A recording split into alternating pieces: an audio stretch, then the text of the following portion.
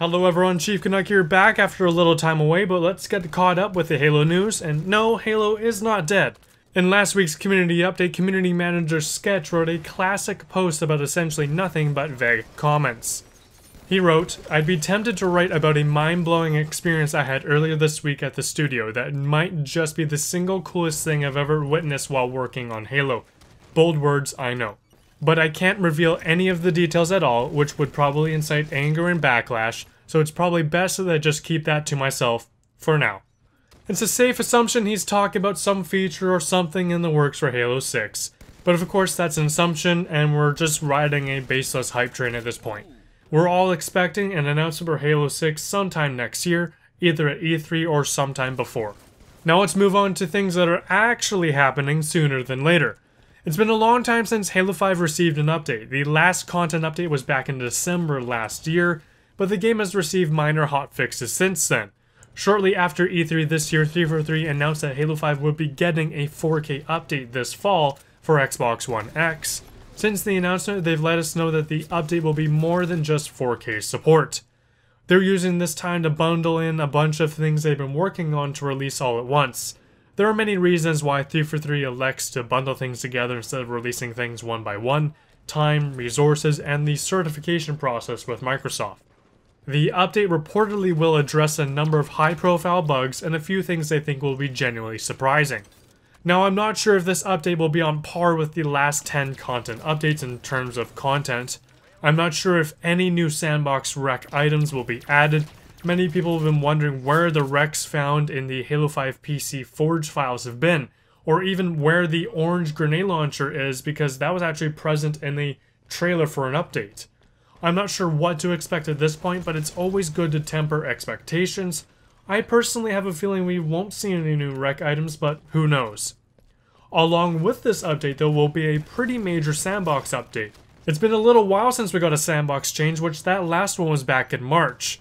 With this upcoming Sandbox change, they want to revitalize and rebalance the Sandbox, and establish and strengthen unique roles for each weapon and reduce role redundancy.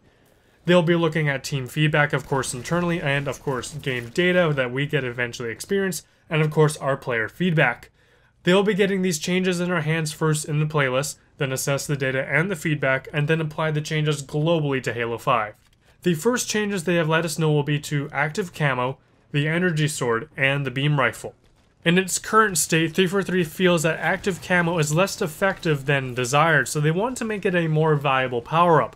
I'm not sure how they're going to do this, they haven't said how, but I already feel that the active camo in Halo 5 is the strongest it's been in the series, so I'm not sure I'm too much of a fan with this, but we'll have to wait and see what they change.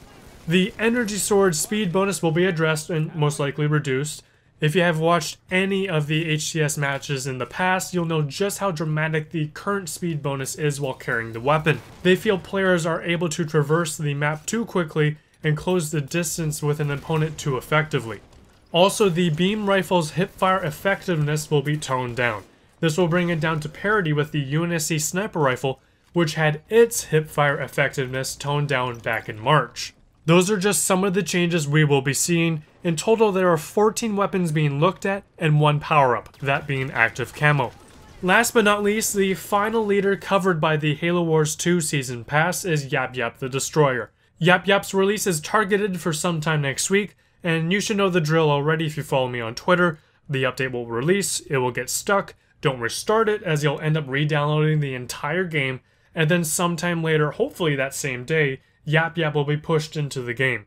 The process hasn't been pretty. It's not 343's fault, it's Microsoft's and how they release it. I'm just not sure why Halo Wars 2's updates have been getting a less than favorable treatment by Microsoft. It's been really weird.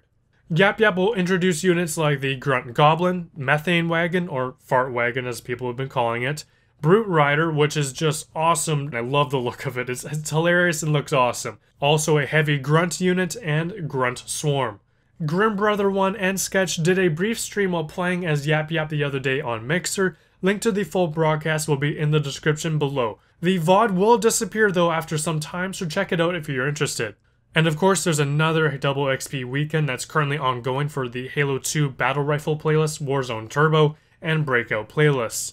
Also, the next community playdate will be Monday, August 14th for 1 hour at 6 p.m. Pacific in the Halo 2 Battle Rifle playlist.